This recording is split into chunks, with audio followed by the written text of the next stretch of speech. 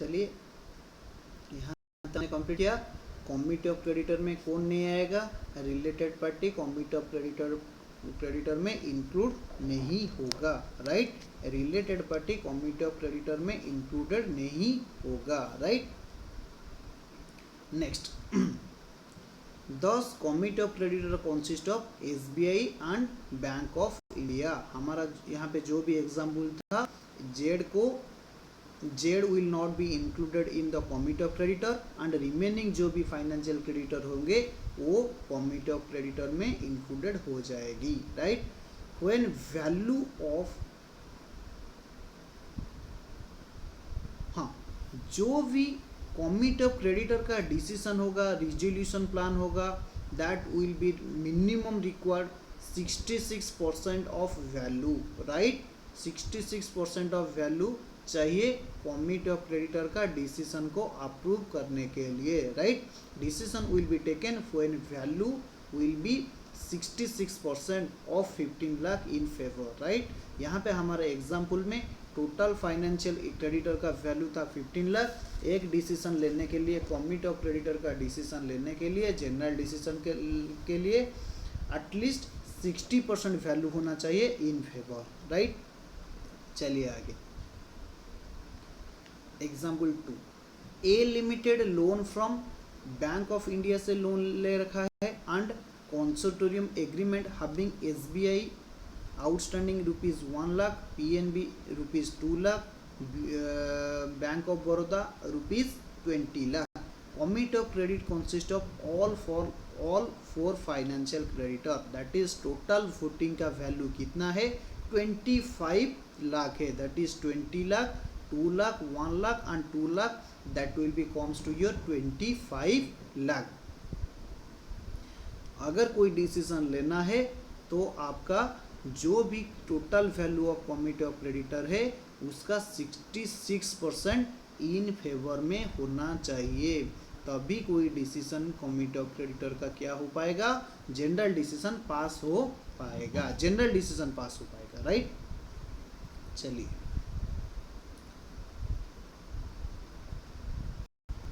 ए limited loan ले रखा है जेड लिमिटेड से ₹10 lakh, goods sold to A limited by Z limited ₹5 lakh. ध्यान दीजिए, यहाँ पे ए लिमिटेड जेड लिमिटेड से लोन लिया, right, and goods sold to A limited by Z limited ₹5 lakh, right.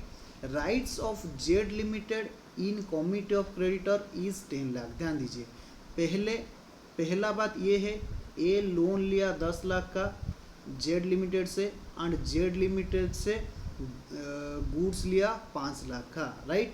यहाँ पे जो भी फाइनेंशियल क्रेडिटर का पोर्शन होगा that is in respect of financial debts, right. यहाँ पे क्या हुआ, यहाँ पे जो भी जेड लिमिटेड का राइट्स होगा that will be your ₹10 lakh in respect of financial debt, right. Operational creditor committee of creditor में कॉन्स्टिट्यूट नहीं होगा। जो भी कमिटी ऑफ क्रेडिटर होगा that will be consist of all financial creditor. Operational creditor will not form part of committee of creditor, right. Suppose in above example Z limited transfer his rights to recover goods in favour of Axis bank, that is financial creditor of Z limited and A limited. मान लीजिए A limited और Z limited का एक financial creditor है that is your Axis bank, and Z limited ने ए limited को जो भी गुड्स सेल किया था उससे किसको ट्रांसफर कर दिया, एक फाइनेंशियल क्रेडिटर को ट्रांसफर कर लिया। तब भी ध्यान दीजिए, then whether Axis Bank to be carried in committee of creditor of A Limited, no। अगर कोई ऑपरेशनल डेब्ट को किसी भी फाइनेंशियल क्रेडिटर को डेलीगेट होता है, ट्रांसफर होता है, तब भी वो फाइनेंस कमिटी ऑफ क्रेडिटर का पार्ट नहीं बन सकता है। दैट इज जिसको ट्रांसफर किया गया है अगर वो भी एक फाइनेंशियल क्रेडिटर है तब भी वो कमिटी ऑफ क्रेडिटर में पार्ट नहीं हो सकता है। That means such person will be part of committee of creditor for the portion of financial debt owed to corporate debtor। जितना भी वो फाइनेंशियल डेट दे रखा है उतना ही पोर्शन का वो कमिटी ऑफ क्रेडिटर में होगा, right. Since assignment of operational creditor to financial creditor will not entitle financial creditor to submit claim in committee of creditor, right. चलिए आगे, circumstances where committee of creditor can be consist of operational creditor। यहाँ पे हमने discuss किया committee of creditor में operational creditor नहीं आ सकता है। ऐसा भी कुछ सिचुएशन है जहाँ पे कमिटी ऑफ क्रेडिटर में कौन आएंगे, ऑपरेशनल क्रेडिटर लोग आएंगे, राइट। कब आएंगे, इफ अगर क्या होगा, value of financial debt of corporate debtor is nil. अगर कोई कॉर्पोरेट डेटर का फाइनेंशियल क्रेडिटर नहीं है तब भी कमिटी ऑफ क्रेडिटर में in case of CIRP committee of creditor will be constitute of operational creditor, right. और no financial creditor, corporate debtor का कोई फाइनेंशियल डेट नहीं है और कोई फाइनेंशियल क्रेडिटर नहीं है। और where financial creditor consist of related party, ध्यान दीजिए हमने पहले से ये बात डिस्कस किया था, कमिटी ऑफ क्रेडिटर में ऑल फाइनेंशियल क्रेडिटर लोग इंक्लूड होंगे लेकिन रिलेटेड पार्टी इंक्लूडेड नहीं होगा। अगर कोई फाइनेंशियल क्रेडिटर में रिलेटेड पार्टी है देन वो कमिटी ऑफ क्रेडिटर का पार्ट नहीं बन सकता है। अगर मान लीजिए ऑल फाइनेंशियल क्रेडिटर लोग रिलेटेड पार्टी है then committee of creditor will be consist of operational creditor, right. Then committee of creditor to consist only operational creditor। Member of committee consist of operational creditor, right। Member of such committee that will be your operational creditor irrespective elected by all workmen, that is up to salary rupees 10,000, right। Committee of creditor में कौन कौन आ सकते हैं, operational creditor सकता है and irrespective of elected by all workman that is up to salary rupees 10,000, उन लोगों का एक रिप्रेजेंटेटिव आएगा। And irrespective of elected by all employ more than 10,000 salary, जो भी 10,000 सैलरी से ज़्यादा होगा उन all of person committee of creditor में आ सकते हैं, राइट। इफ लेस देन 18, अगर ये सब को मिलाकर क्या है, ऑपरेशनल क्रेडिटर लेस देन 18 है, all such operational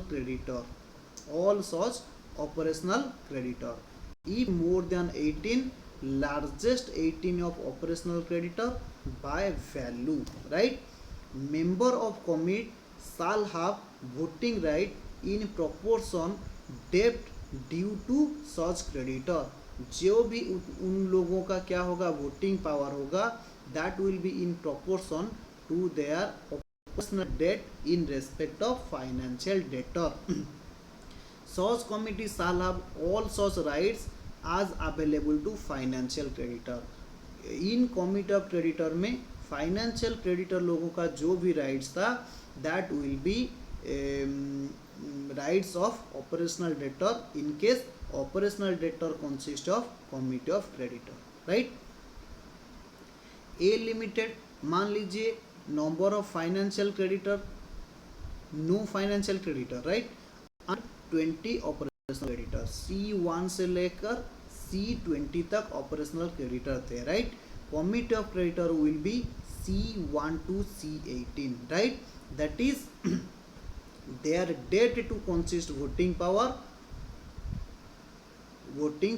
thus C19 and C20 and their debt not to be considered in voting power। जो भी operational creditor committee of creditor में नहीं आएंगे उन लोगों का वोटिंग पावर नहीं होगा, राइट। देन आता है आपका next point committee of creditor का meeting, right. Meeting of committee of creditor वो सेक्शन 24 के हिसाब से होगा। वो क्या होगा, resolution professional to ensure conducting a meeting of committee of creditor in manner prescribed by IPBI, right. Notice जो भी आपका आईआरपी होगा, इंटरिम रिजोल्यूशन प्रोफेशनल होगा, वो क्या करेगा, member of committee of creditor को नोटिस सर्व करेगा। जो भी कमिटी ऑफ क्रेडिटर का मेंबर है उन लोगों को वो नोटिस सर्व करेगा, right. Every financial creditor has rights to appoint a separate insolvency resolution professional, right, to represent them in committee of creditor.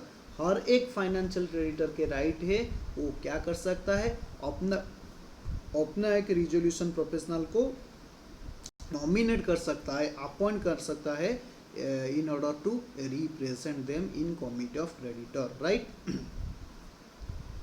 member of suspended body और partner, जो भी बोर्ड ऑफ डायरेक्टर लोगों को suspend की गई है उनको भी नोटिस दी जाएगी, एंड पार्टनर्स को भी, जो भी पार्टनर सस्पेंडेड है इन केस ऑफ पार्टनरशिप फर्म उन लोगों को भी नोटिस दी जाएगी।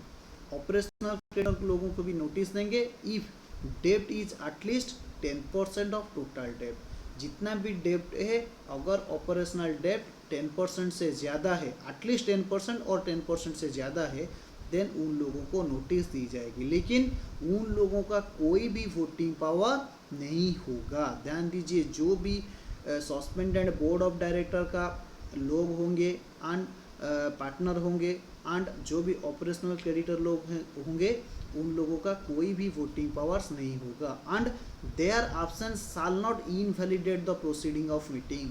अगर जो भी सस्पेंडेड बोर्ड ऑफ डायरेक्टर और पार्टनर है एंड जो भी ऑपरेशनल क्रेडिटर है वो मीटिंग में नहीं प्रेजेंट हुए, तभी मीटिंग क्या होगा, वैलिड होगा। That is their absence will not invalidate the proceeding of such meeting, right।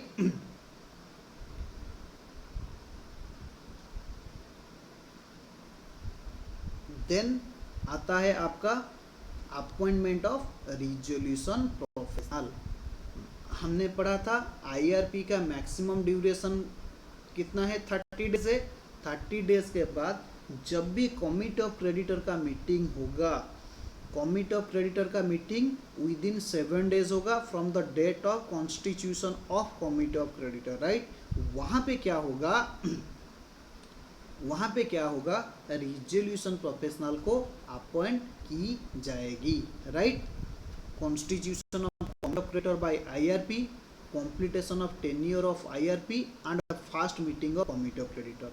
जब भी फास्ट मीटिंग होगा, आईआरपी का टेन्योर इज ओवर एंड क्या होगा, appointment of resolution professional appoint होगा, right, through majority vote at least 66%। ध्यान दीजिए, पहले से 66% था, उसके बाद अमेंडमेंट आकर वो 75% हुआ, अभी फिर अमेंडमेंट आकर उसे 66% किया गया, राइट।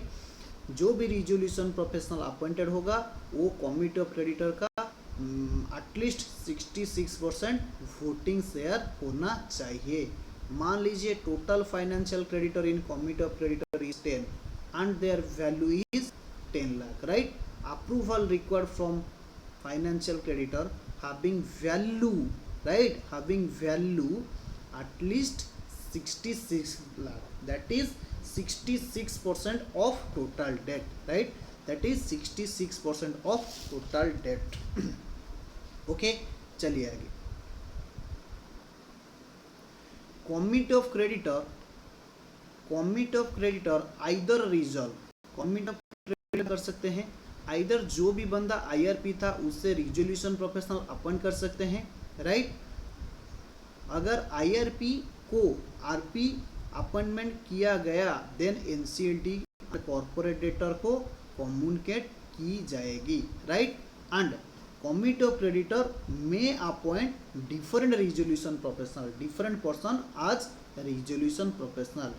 उसी केस में क्या होगा, वो कमिटी ऑफ क्रेडिटर एनसीएलटी को एप्लीकेशन देंगे एंड प्रपोज्ड रिजोल्यूशन प्रोफेशनल का नेम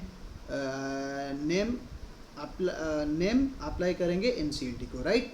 देन एनसीएलटी क्या करेगा, आईबीबीआई को, जो भी हमारा बोर्ड है, रेगुलेटिंग अथॉरिटी है, उससे क्या कर देगा, फॉरवर्ड कर देगा।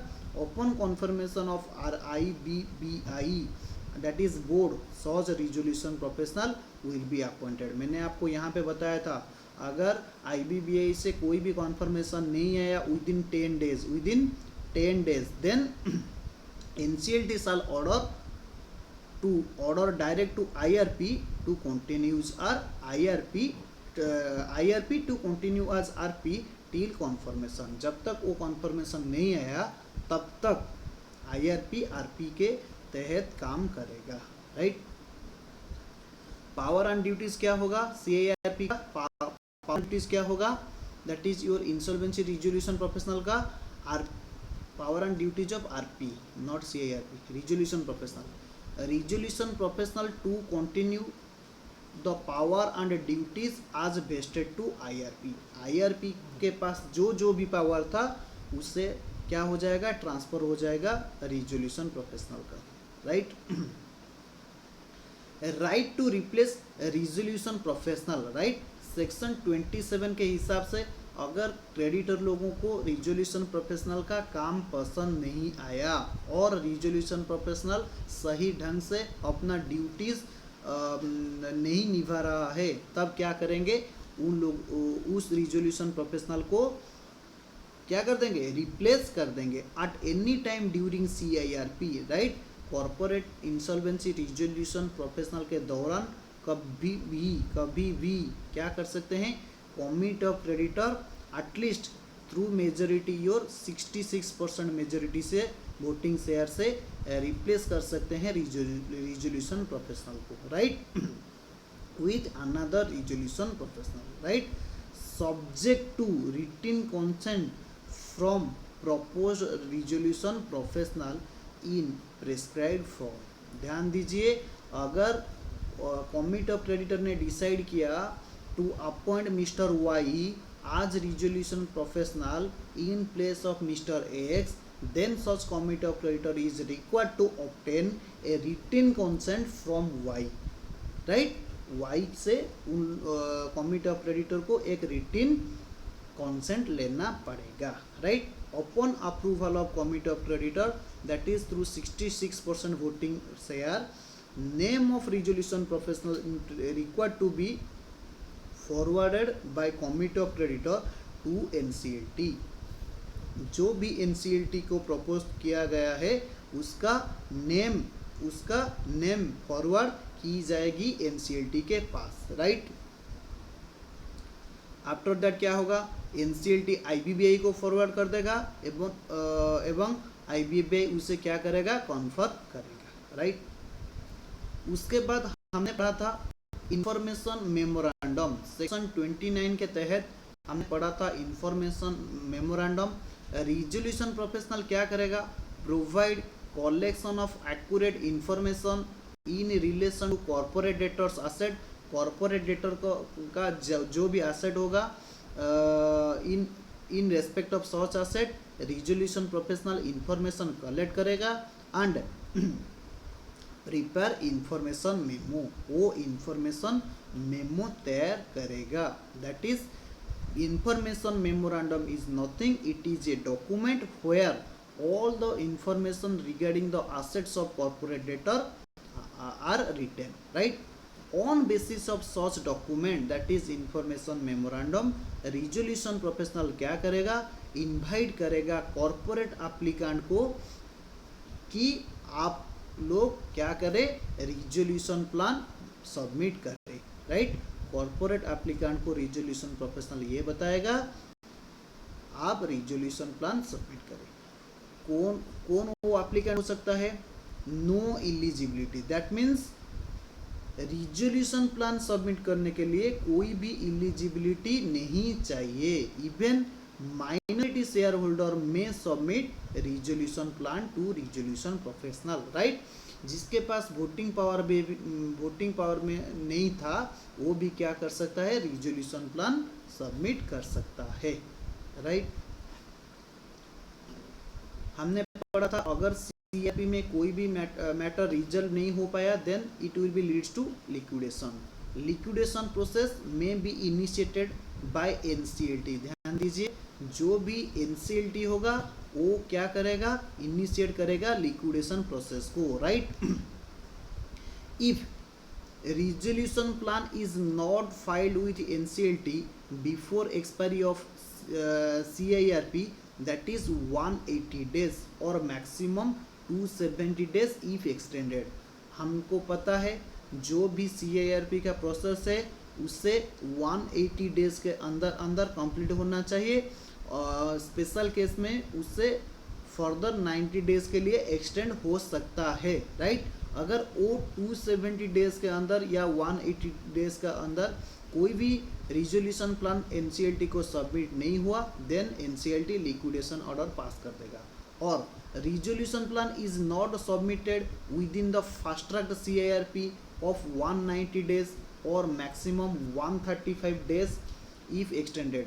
ध्यान दीजिए, यहाँ पे एक fast track corporate insolvency resolution process है, जहाँ पे फास्ट ट्रैक रिजोल्यूशन सीआईआरपी को 180 डे को सब्स्टिट्यूट करके 90 डेज इंसर्ट की गई है। That means in case of fast track CIRP is to be completed within 90 days from the admission of application, right? And in case of fast track CIRP it can be extended further for 45 days। अगर इस दिन के अंदर कोई भी resolution plan NCLT को submit नहीं हुआ देन एनसीएलटी लिक्विडेशन का ऑर्डर पास कर देगा। Fast track CIRP framed with an object to process CIRP in company with less complex structure। Company का लेस कॉम्प्लेक्स स्ट्रक्चर होगा वो क्या कर सकता है, फास्ट ट्रैक CIRP प्रोसेस कर सकता है, राइट। प्लीज यहाँ पे नोट डाउन कीजिए, मैं कुछ लिखवाता हूँ आपको, राइट।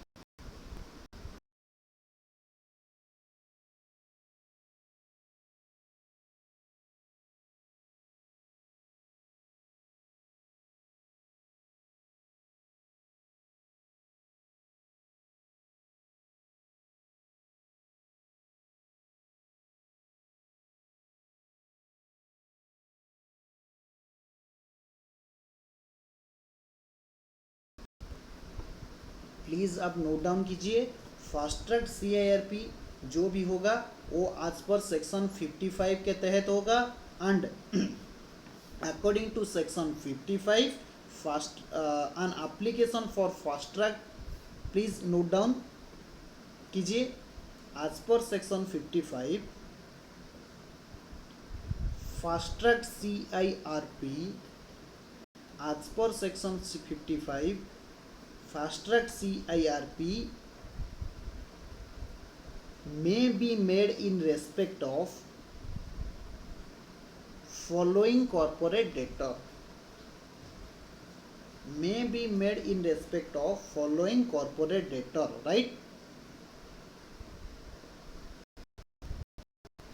फास्ट में लिखिए, small company as defined under section 2 clause 85 of Companies Act। अगर जो भी कॉर्पोरेट डेब्टर होगा वो स्मॉल कंपनी है then CIRP fast track CIRP process initiate की जा सकती है, right.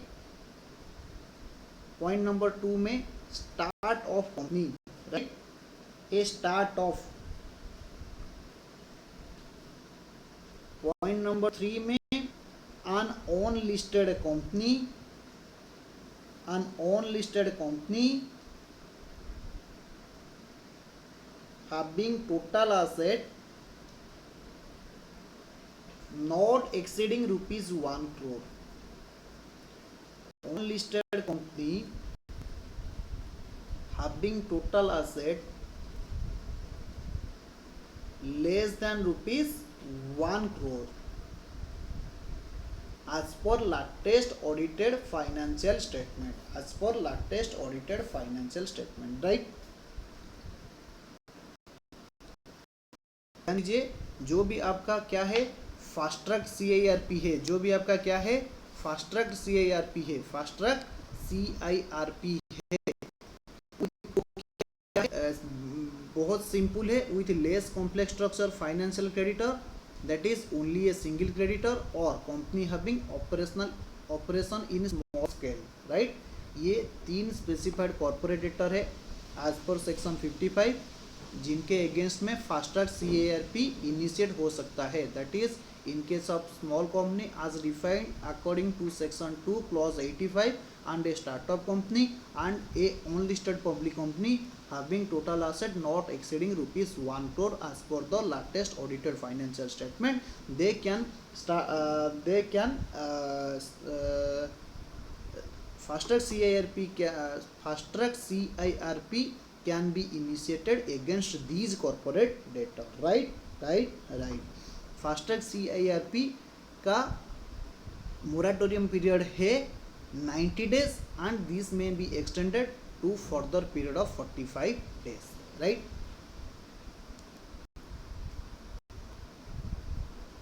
Approval of resolution plan, submission to NCLT, right?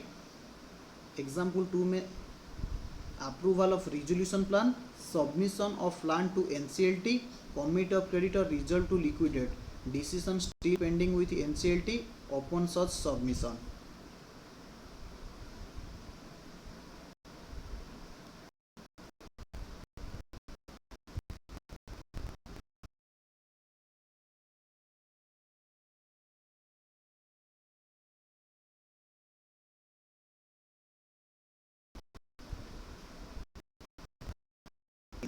जो भी फाइनल डिसीजन है वो NCLT तय करेगा, राइट?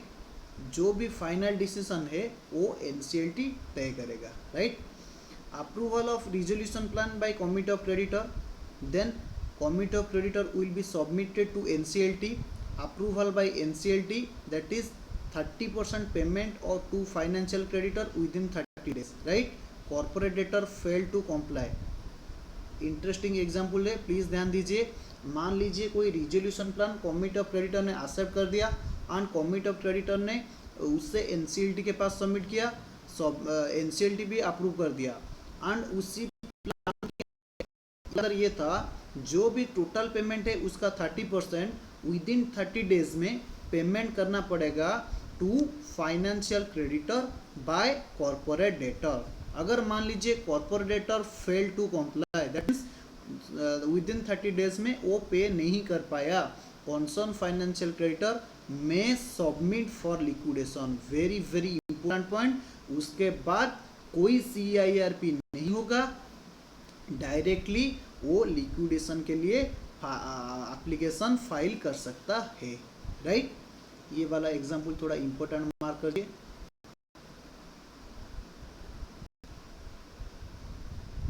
उसके बाद मान लीजिए कमिटी ऑफ क्रेडिटर अप्रूवल कर दिया CIRP को, देन उसे NCLT को सबमिट किया गया, right? Any creditor submit complaint about conduct of RP to IBBI, upon inquiry IBBI was not satisfied with the conduct of RP, IBBI may recommended to replace for replacement of resolution professional। मान लीजिए अगर कोई resolution professional ने जो भी plan submit किया किससे, NCLT से, अगर उसके डिसीजन पर, एक्टिविटीज़ पर, ड्यूटीज़ पर अगर कोई फाइनेंशियल क्रेडिटर ने कंप्लेंट दे दिया IBBI को एंड IBBI इनको इंक्वायरी करके ये कंक्लूड हुआ कि वो जो भी रिजोल्यूशन प्रोफेशनल था वो ढंग से काम नहीं किया, देन IBBI रिकमेंडेड करेगा क्या करने के लिए, replacement of such resolution professional. Resolution professional को रिप्लेसमेंट करने के लिए IBBI रिकमेंडेड करेगा। आखिरी में सेक्शन 12 कैपिटल A बहुत बड़ा इंपॉर्टेंट सेक्शन है। पहले से ये था कि अगर एक बार एप्लीकेशन सबमिट हो गया एंड एनसीएलटी ने अप्रूव कर दिया, then such application can not be withdrawn. वो पहले से था, अभी इंसर्ट करके क्या किया गया, उस जो भी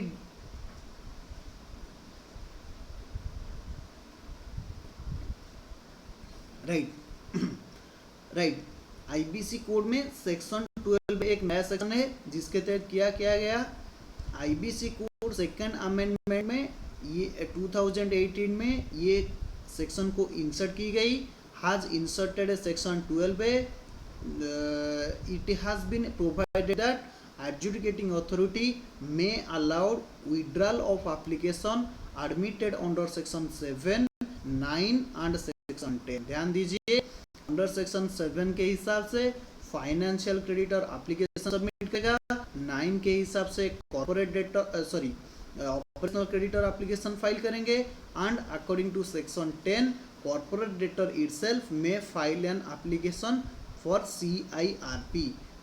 sir what about section 8?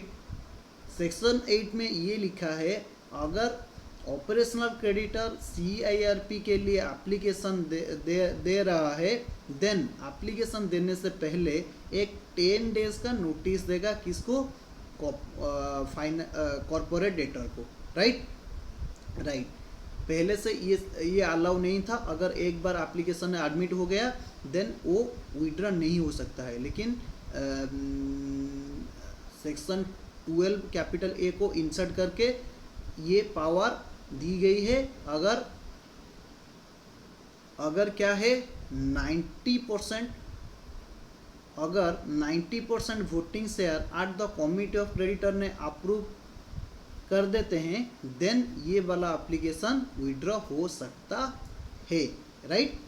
Okay, that is one of the section 14। ध्यान दीजिए, सेक्शन 14 में ये की गई है, सप्लाई ऑफ नेसेसिटी गुड्स और service to corporate debtor as may be specified shall not be terminated or suspended or interrupted during moratorium period। मान लीजिए एक्स लिमिटेड, उसने क्या किया, एसबीआई से लोन लिया था, पे नहीं कर पाया, एसबीआई ने क्या कर दिया, एप्लीकेशन दे दिया CIRP के लिए, राइट।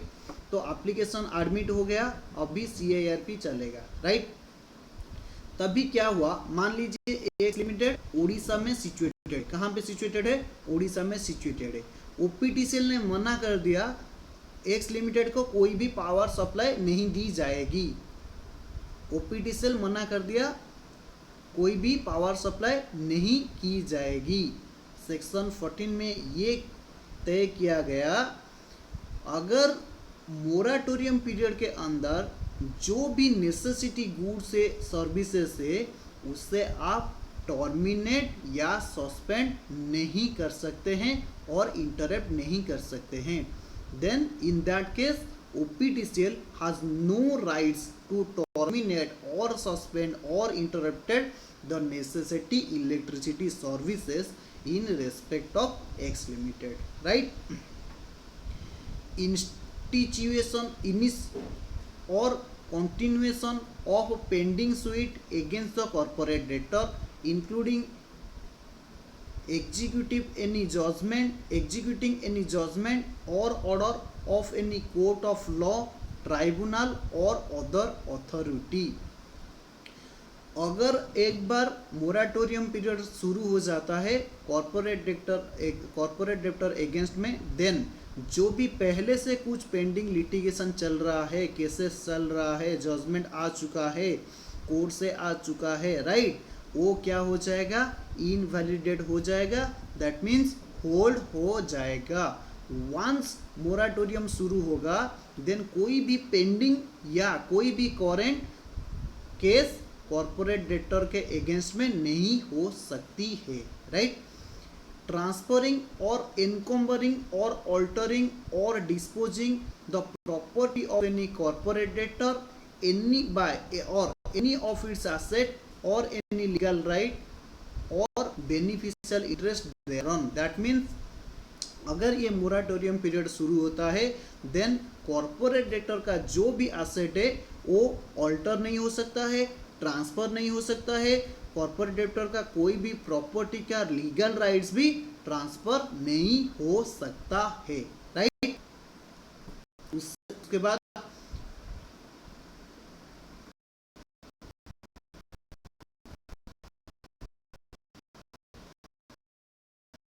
क्या है, एनी एक्शन टू फोरक्लोज और रिकवर और enforce any security interest created by corporate debtor in respect of property including any action under surface security under surface, right।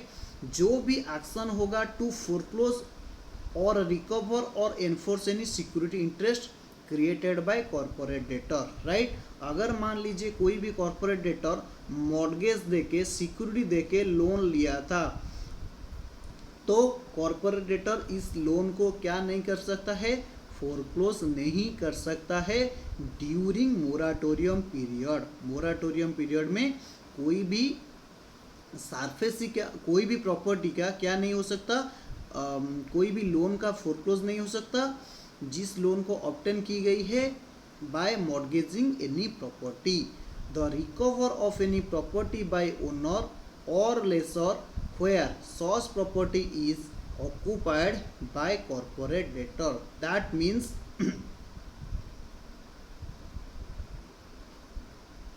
अगर कॉर्पोरेट डेटर के पास कुछ भी एसेट्स है जिस एसेट को कॉर्पोरेट डेटर ने लीज में ले रखा है, राइट। इन सच ए केस लेसर क्या नहीं कर सकता, जो भी आपका लेसर होगा वो एसेट को वो नहीं ले सकता, रिकवरी नहीं कर सकता during such moratorium period. This is an very vital important section, फटाफट रिवाइज कीजिए। अगर कोई कॉर्पोरेट डेप्टर का अगेंस्ट में CIRP शुरू होता है देन जो भी नेसेसिटी गुड्स है और सर्विसेज है उसे सस्पेंड या टर्मिनेट या इंटरप्टेड नहीं की जाएगी एंड जो भी पेंडिंग स्वीट है, स्वीट से क्लेम है और कोई कोर्ट से ऑर्डर आ चुका है एंड मोराटोरियम शुरू हो गया then such order of court will be remain hold, right.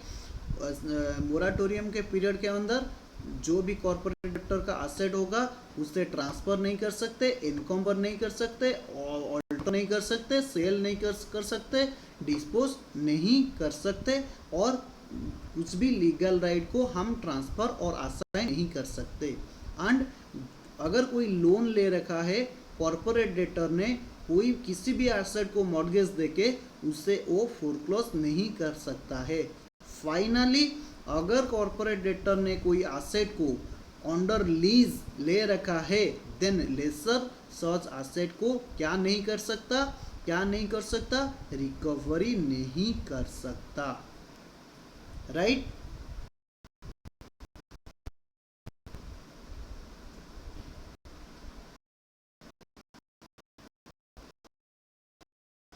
Okay, तो आज हम यहाँ पे कंप्लीट करते हैं हमारा दूसरा session on IBC। I hope you all are enjoyed it. अगर आप किसी को नोट्स का ज़रूरत है प्लीज़ जो भी नंबर हम दे रखा है उसमें कांटेक्ट कीजिए। अगर आपका कुछ डाउट है प्लीज़ हमको आप पूछिए।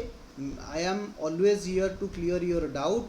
मैं कोशिश करूँगा जल्दी से जल्दी मैं आपका जो भी क्वेरी होगा उससे ले सकूँ एंड आपके पास अवेलेबल कर सकूँ, राइट। अगर आपका कुछ रिकमेंडेशन है, सजेशन है regarding this video you may also suggest us in the comment box, right. कैसे हम और क्वालिटी इम्प्रूव कर सकते हैं, right. Thank you, bye bye and God bless you, right. Bye bye.